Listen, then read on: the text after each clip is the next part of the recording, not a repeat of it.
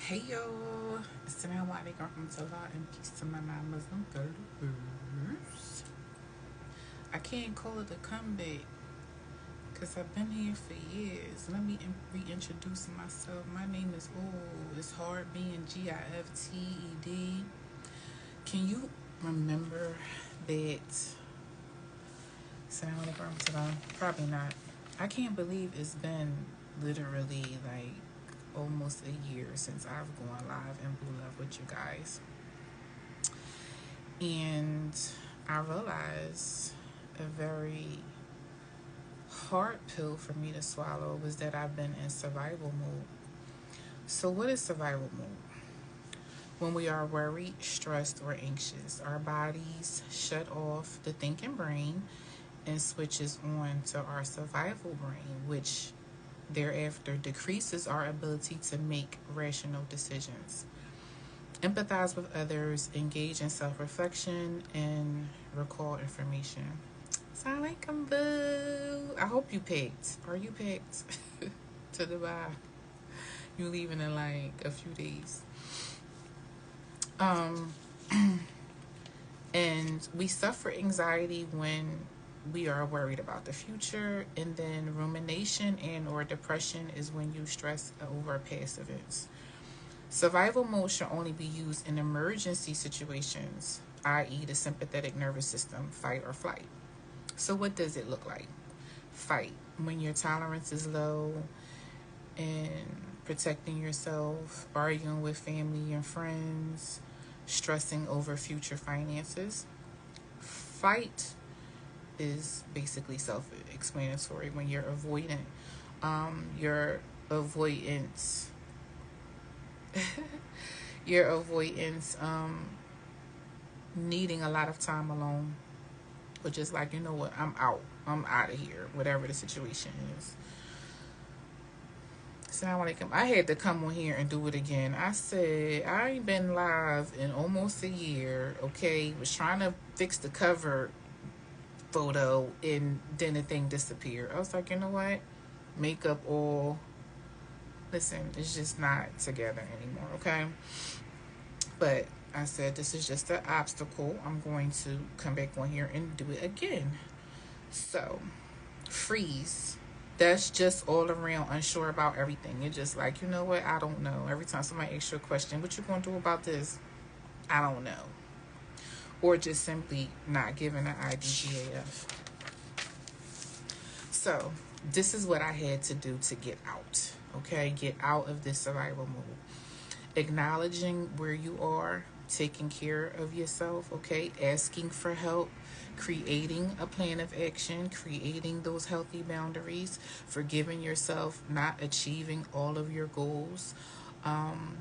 And also, I had to implement digital minimalism. So, in my journey of embarking upon minimalism in regards to material things, I realized that digital minimalism is also good for me.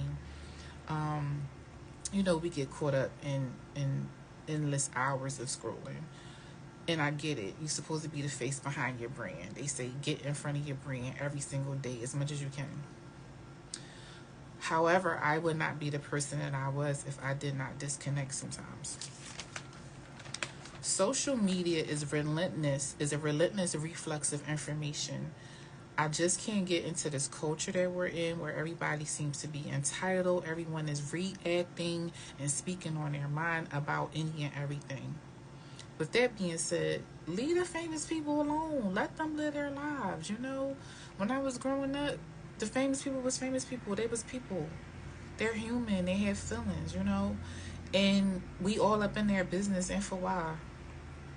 Keep your opinions to yourself. Just like old school, if you don't like somebody, if you don't like something they're doing, leave them alone, unfollow them, don't be friends, whatever, just chill.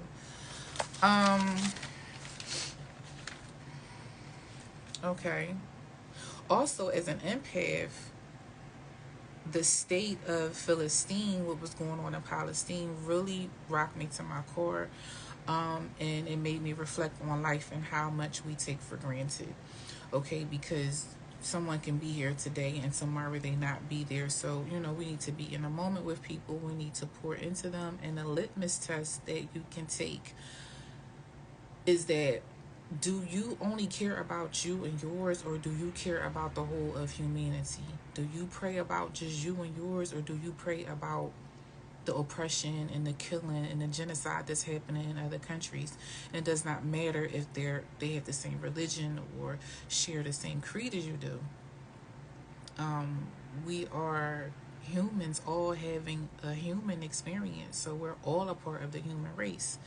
So honestly, I've been discouraged from lack of support that I get. I mean, I go to other countries, other cities, people fly me out, they pay for me, they treat me kind, they're, eager to have me at their events. And then I come to Philly and my own city is like, can you perform for free? Gift dependents in the building, you want to perform. Excuse me, I have to make sure that my mind is right, my heart is right, my soul is right, my body is right. I have to spend endless hours, learning my material, rehearsing my lines. It's a whole plethora of things that goes into performing. And so again, the gifts that I have to give and the different ways that I'm able to show up for my city, it's just, I feel discouraged and I've been wanting to give up, to be honest. And I was told from someone, a popular male, that you can be pretty and popular. And I'm like, I thought if he was pretty, he was popular. If he was popular, he was pretty. Like, what you mean? I can't be pretty and popular. So apparently, me being pretty is the reason why people not supporting me. I'm like, okay, who knew? However, I don't know, it's just weird. And I just feel like what I have to offer is not something that people want to have the discussion about. I want to talk about traumas and growth and healing and self-reflection, and these conversations are not conversations that people want to have. And so besides emerging out of survival mode, I had to lose my ego. That is one of the things that's one of the very few things that I agree with Sigmund Freud, is the ego, the id, and the super id. And so I had to just dunk my ego, because after my page was hacked, my original page, when I came back from Africa, I felt defeated. I felt like I let people down, although I had no control over it, because people were donating for the orphans and things of that nature. And then my page is hacked and I'm just off the grid. So starting over from scratch, that has been a very, very major deterrent for me. So we're going to unpack this whole thing of relationships. Now, I might not be the relationship guru in the sense that I know exactly what make relationships work, but I do know what does not work. And I have had a lot of experience in, some of the conversations that are being had now about relationships, masculine and feminine energy, emotional intelligence, traumas, healing from those traumas. What does healing look like? What does it feel like? What do you need to do to embark upon that journey? Realizing that healing is a destination. It's not a destination, but it's a journey.